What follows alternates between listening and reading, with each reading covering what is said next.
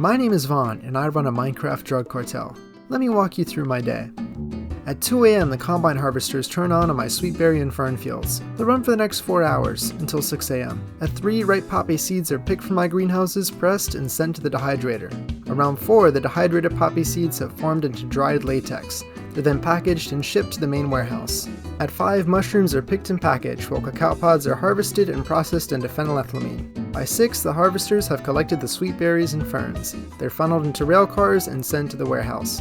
At 7, sugarcane is spliced and ground while the phenylethylamine cacao pod solution is bottled. At 8 a.m. sharp, everything arrives at the warehouse to be immediately boxed and shelved. And then at 9, I wake up. Yeah, I don't actually do all that myself. It's automated. Oh, and the best part? I get subsidized by the government. You see, by day I'm CEO of Papico Pharmaceuticals, a legal drug company that sells actual life-saving drugs to patients that need them. It's the perfect front. Who would expect a CEO and philanthropist to run an illegal drug business on the side? But when you gamble for too long, the house always wins. This is the story of my rise and fall as the richest man on the Friend or Foe server. Our story begins in the grassy mountains of the Friend or Foe server, a survival multiplayer realm where nobody can be trusted. Each player gets 10 lives, and the goal is to be the last player standing. But there's a twist. You can't just go out and kill people. You have to be sneaky about it. At first I thought this would be a cakewalk, but then I saw who I was up against. Up first is Bud. He's one of my friends, but he's a PvP god and a ruthless killer. Then we have Blue. He's not the best fighter, but he's a megalomaniac determined to rule the server. There's also Stormdog, a shrewd strategist and brilliant inventor that loves to make deadly puzzles. Finally, there's Duke, a trained assassin that will kill for the highest bidder. So naturally, I died a lot during the first few weeks in just about every way imaginable. I was ambushed by players, I fell off cliffs, I had some unfortunate mining accidents, and I even died to my own trap. So I decided to play things safe, and instead of going exploring, try something I was better at, making drugs. And what better location for a drug lab than right under spawn? I hollowed out the cliffside into an enormous facility and started my business.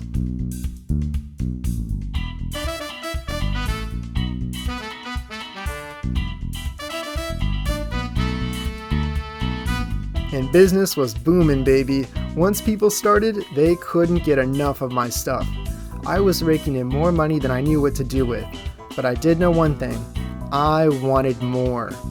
More money, more power. Whatever I had was never enough. And then an opportunity dropped right into my lap. The server was holding presidential elections and I wanted in. I was going to become the first president of the Friend or Foe server, whatever it takes. My name is Vaughn and I'm running for president. Not President of the United States, but President of Friend or Foe, a survival Minecraft server with one rule: trust no one. But despite having the lowest number of lives on the server and thus being the easiest target, I am confident that I'll win this election easily. The reason why? Drugs, and lots of them. You see, in addition to running for president, I'm also the CEO of Papico, a pharmaceutical company that runs an illegal drug ring on the side. And from all the money I get from my little side hustle, I pour a little bit into my presidential campaign. Roads and bridges, churches and schools, all built with the illegal drug money that Papico generates. I'm buying votes, one brick at a time. Now there's one flaw with my plan. I'm not the only one running for president. There are 2 other candidates, Lord Bud and Blue. They both have their flaws. Lord Bud likes to speak only in memes, and Blue is a literal communist, but they're both threats that should not be underestimated. Thankfully, the presidential debate is today, and this is my shot to emerge as the clear frontrunner. What benefit does you basically creating this position, I mean, because we don't have a government here, what benefit does that bring to me? Let's go with start us off. Sure. Yeah. Alright, so I think this is a simple application of the tragedy of the commons, where you have like a town square area that people could graze their animals on, but if you do that, then it becomes unusable. So you have to institute some sort of government to create these services or to protect these resources. Oh, okay. Lord Bud, we've heard what Von Whiskers wants to do as president. What is your idea of what you would bring to the table as the president of Friend or Foe. What would benefit us, the people? Think to yourself like this, right? If you had one chance and one opportunity to have obviously a great president, would you take it? Or would you let it slip through your fingers? Oh, okay. Well, let's follow up with Blueberry. As Yes. president, we've heard what Von Whiskers would like to do as president. We heard some quotes from presidents and rappers from Lord Bud. And what do you, sir? What do you say that you would do as president that would benefit we the people? First of all, I'm not gonna make it like a dictatorship like Lord Bud is. I think that the government should and the people should work together, not what they should do things for each other. So I do have a question for Blueberry. Would you like for us to call each other comrade as well? Yeah, I was wondering that. Shut up. Okay, I have a question for all three of you. All right. Why am I here? As the debate concluded, I was positively beaming. Lord Bud and Blue looked like laughingstocks, and I was the clear choice for president. And when election day came around, I knew I had won by a large margin. Partially because I stationed armed guards next to the ballot box. But I'm sure that had nothing to do with it. So this was it. I had finally done it. All I needed was to claim victory and give my inaugural speech without losing another life in the process. We ready? I'm ready. All right, Mr. Stormdog, could you start us off and let us know who our president's going to be? We're looking a little thin right now. We are. This is a most magnanimous day. It is an amazing day for our server, and it is unfortunate for those who could not be here. Apparently, Big Nosy is busy with one of his villages mining or something like that, and Blue just didn't care or something. But anyway, the votes are in. We have tallied them, and it is my joy to announce that our winner, after all the votes and no fixing or anything like that, but it is actually Von Whiskers. Von Whiskers, would you come up and go ahead and just give us some kind of a speech to kick things off here in your presidency? Yes, I would be honored. I would be honored. 1 second. Oh, okay. All right. Dear fellow players, it is with great honor and great humility that I accept the position of president for our beloved server. I am truly grateful for the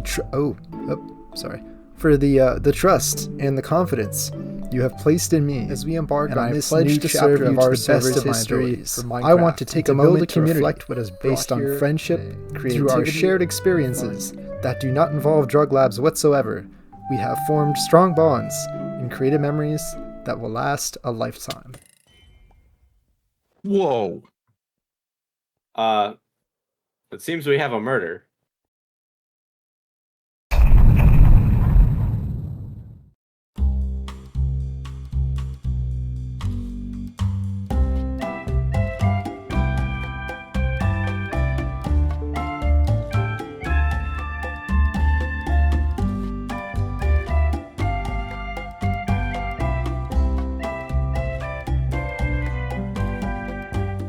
My name is Vaughn, and this is my funeral. I was moments away from being sworn in as president of the Friend or Foe server when I was assassinated on the podium by the hitman for hire, the Duke of Craft. This means I'm down to my last life on the server, and if I die, I'm banned forever. You might be wondering, who would want to kill me? Even though I was the reigning drug lord on the server, I built roads and schools, food pantries and shelters. The people love me. How could this happen? Well, I planned it. You see, I hired Duke to assassinate me on the podium. With only one life left, I was as good as dead and out of public scrutiny, the perfect environment to continue building my drug empire. My philanthropy and public relations efforts had made me a well-loved figure within the community, and now that I was dead, my image was further cemented as a martyr. I now had the financial capital and public support I needed to tighten my chokehold around the server's economy. But there was one thing I didn't have: power. You see, I wasn't expecting to win the election in a landslide. I thought my good friend Lord Bud would come in second, with Blue a distant third. But that's not what happened. Nobody voted for Lord Bud, and Blue voted for himself. Since my death disqualified me, by one vote, Blue was elected president of the Friend or Foe server. One life left. How do you plan to spend it, Vaughn? I think I know. think I know.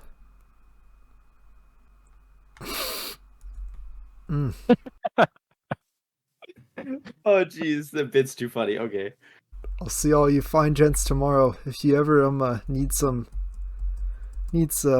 sugar, you can find me down over there at Poppyco. Poppyco. It's Disneyland, but with drugs. And find me they did, but as demand for my products grew, so did my ego. I cranked up my production and became bolder and bolder with my operations, and eventually, Poppyco's illegal activities could be ignored no longer. The new server president, Blue, was looking to prove himself and he was out for blood.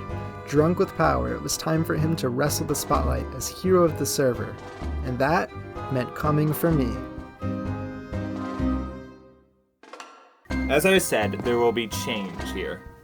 I have noticed people are a little bit too comfortable. People are selling drugs, as I've been told. Now, the old me would have just simply let this go, but no, I've decided for the best of the server, I will kill every single life they have left. But me, with my pride and my ego, I dismissed Blue's speech as just an empty threat. And just a few days later, it all came crashing down. Blue recruited my partner in crime, Lord Bud, to conduct a raid on my lab. If you just follow me down here. Follow me down here. FBI, open up. I don't know if you're supposed to go here, Blue. Lord, kill him. This is like a lot of peer pressure right now. You see, dear viewers, this is a story with no satisfying conclusion, because no matter how long you run, you cannot escape the icy grip of death.